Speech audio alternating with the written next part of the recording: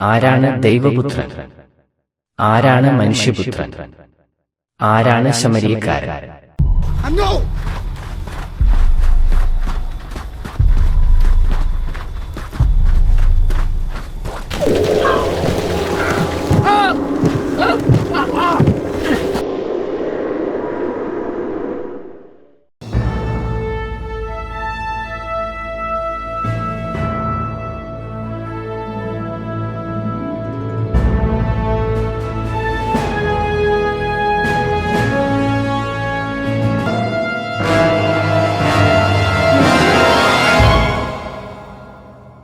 കഥകളിലൂടെയും ഉപമകളിലൂടെയും യേശു സാധാരണക്കാരായ ജനങ്ങളോട് സ്നേഹത്തിന്റെ തത്വങ്ങൾ ഉപദേശിച്ചുകൊണ്ടിരുന്നു.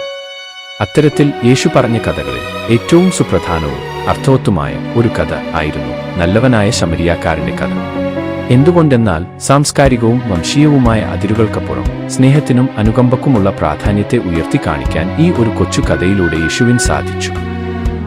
യേശു സാന്ദർഭികമായി മാത്രം കഥകൾ അവതരിപ്പിച്ചു. ഇവിടെ ഒരു ന്യായശാസ്ത്രി യേശുവിനെ പരീക്ഷിക്കാൻ സമീപിക്കുന്നതാണ് സന്ദർഭം.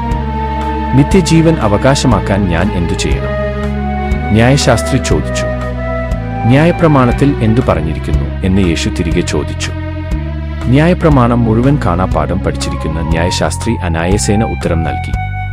നിന്റെ ദൈവമായ കർത്താവിനെ പൂർണ്ണഹൃദയത്തോടും ആത്മാവോടും ശക്തിയോടും മനസ്സോടും കൂടെ സ്നേഹിക്കുക, നിന്നെപ്പോലെ നിന്റെ അയൽക്കാരനെയും സ്നേഹിക്കുക. യേശു പറഞ്ഞു, താങ്കൾ പറഞ്ഞ ഉത്തരം ശരിയാണ്, അതുപോലെ പ്രവർത്തിക്കുക. എന്നാൽ യേശുവിനെ ബുദ്ധിപരമായി പരീക്ഷിക്കാൻ തീരുമാനിച്ച ന്യായശാസ്ത്രി മറ്റൊരു ചോദ്യം ഉയർത്തി. എന്റെ അയൽക്കാരൻ ആരാണ്? ചോദ്യത്തിന്റെ മുന യേശുവിന് മനസ്സിലായി. പുറജാതിക്കാരായ അയൽക്കാരെക്കുറിച്ചാണ് ചോദ്യം. ഉത്തരമായി യേശു ഒരു കഥ പറയുന്നു. കൊള്ളക്കാരുടെ ആക്രമണത്തിന് പേരുകേട്ട റോഡായ ജെറുസലേമിൽ നിന്ന് ജെറിക്കോയിലേക്ക് ഒരാൾ യാത്ര ചെയ്യുന്നു. വഴിയിൽ കവർച്ചക്കാർ അവനെ പതിയിരുന്ന് ആക്രമിക്കുന്നു. അവർ അവനെ അടിച്ചു, വസ്ത്രം അഴിച്ചുമാറ്റി, അവനെ അർദ്ധപ്രാണായി വഴിയിൽ ഉപേക്ഷിച്ചു. അതുവഴി ഒരു പുരോഹിതൻ നടന്നുവരുന്നു. പരിക്കേറ്റയാളെ കാണുന്നു. പക്ഷേ റോഡിന്റെ മറുവശത്തേക്ക് മാറി അവനെ ഒഴിവാക്കി നടന്നു പോകുന്നു. തുടർന്ന് പള്ളിപ്രമാണിയായ ഒരു ലേവ്യൻ അതുവഴി വരുന്നു. അയാൾ ആ മനുഷ്യനെ നോക്കുന്നു. പക്ഷേ അയാളും പുരോഹിതനെ പോലെ തന്നെ റോഡിന്റെ മറുവശത്തേക്ക് മാറി നടന്നു നീങ്ങും. പിന്നീട് അതുവഴി വന്നത് സാംസ്കാരികവും മതപരവുമായ കാരണങ്ങളാൽ യഹൂദന്മാരാൽ നിന്ദിക്കപ്പെട്ട ഒരു സമരിയാക്കാരൻ ആയിരുന്നു. പരിക്കേറ്റയാളെ കാണുമ്പോൾ ആ സമരിയക്കാരൻ അനുകമ്പയോടെ അവനെ സമീപിക്കുന്നു. ആ മനുഷ്യന്റെ മുറിവുകളിൽ എണ്ണയും വീഞ്ഞും പുരട്ടി ശുശ്രൂഷിക്കുന്നു. തുടർന്ന് ആ മനുഷ്യനെ തന്റെ കഴുതപ്പുറത്ത് കയറ്റി ഒരു സത്രത്തിൽ കൊണ്ടുപോയി പരിപാലിക്കുന്നു.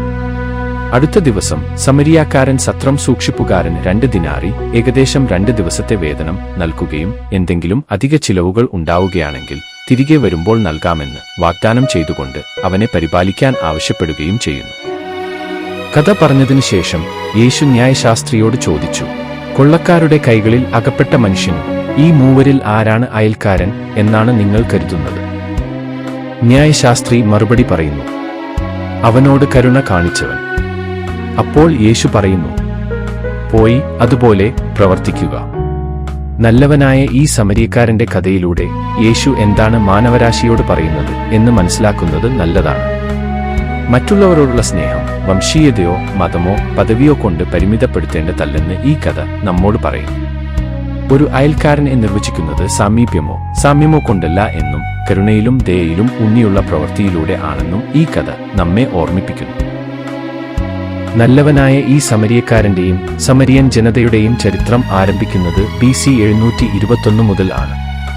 അക്കാലത്താണ് വടക്കൻ ഇസ്രായേൽ അസീരിയക്കാരുടെ കീഴിലാവുന്നത്.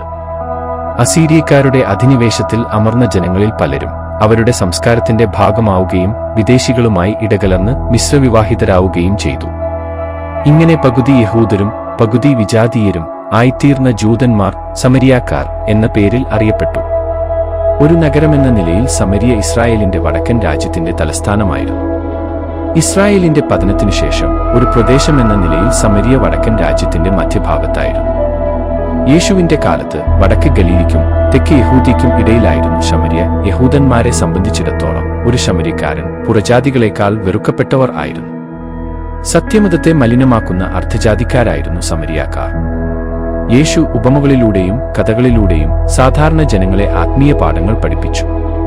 അദ്ദേഹത്തിന്റെ ഏറ്റവും പ്രശസ്തമായ കഥകളിൽ ഒന്നാണ് നല്ലവനായ സമരിയാക്കാരൻ. സമൂഹത്തിൽ ഉയർന്ന സ്ഥാനം വഹിക്കുന്നവരും ദൈവത്തിന്റെ സ്വന്തം ആളുകൾ എന്ന മട്ടിൽ അഹങ്കരിക്കുകയും ചെയ്യുന്ന രണ്ടു കഥാപാത്രങ്ങളാണ് യഹൂദ പുരോഹിതനും പിന്നാലെ വന്ന പള്ളിപ്രമാണിയും. റോഡരുകിൽ അർത്ഥപ്രാണനായി കിടന്ന ഒരു മനുഷ്യനെ കണ്ടിട്ട് അവർക്ക് യാതൊരു മനസ്സലിവും തോന്നിയില്ല. കഠിനഹൃദയരായ അവർ നിസ്സഹായനായ ആ സാധുമനുഷ്യനെ കണ്ടിട്ടും കാണാത്ത മട്ടിൽ നടന്നു മറയുകയാണ് ചെയ്യുന്നത്. പുരോഹിതന്മാരുടെയും പള്ളിപ്രമാണിമാരുടെയും മനുഷ്യത്വമില്ലായ്മയെ യേശു ഈ കഥയിലൂടെ തുറന്നു കാണിക്കുന്നു. അതേസമയം തന്നെ സമൂഹത്തിലെ നിന്ദിതനും വെറുക്കപ്പെട്ടവനും അധമജാതിക്കാരനുമായ സമരിയക്കാരന്റെ മനുഷ്യത്വത്തെ ഉയർത്തിക്കാണിക്കുകയും മഹത്വപ്പെടുത്തുകയും ചെയ്യുന്നു. യേശു എന്നും പീഡിതരോടൊപ്പമാണ് നിലകൊണ്ടത്. യഹൂദന്മാർ വംശശുദ്ധിയുള്ളവരും ദൈവം നേരിട്ട് സൃഷ്ടിച്ച ആദാമിന്റെ പരമ്പരയിൽപ്പെട്ടവർ തങ്ങൾ മാത്രമാണെന്നും അവകാശപ്പെട്ടിരുന്നു. അതിനാൽ അവർ മാത്രം ദൈവത്തിന്റെ പുത്രന്മാർ ആയി സ്വയം വാഴ്ത്തിപ്പാടി. വംശശുദ്ധിയില്ലാത്ത മറ്റു മനുഷ്യരെയെല്ലാം അവർ മനുഷ്യപുത്രന്മാർ എന്നു വിളിച്ചു. ഈ മനോഭാവം മനസ്സിലാക്കിയ യേശു എക്കാലവും മനുഷ്യരുടെ പുത്രന്മാരോടൊപ്പം നിലകൊള്ളാൻ തീരുമാനിച്ചു. അതിനായി സ്വയം മനുഷ്യപുത്രൻ എന്ന് വിശേഷിപ്പിക്കുകയും ചെയ്തു. Thank you for watching. Stay tuned for the next episode. Goodbye.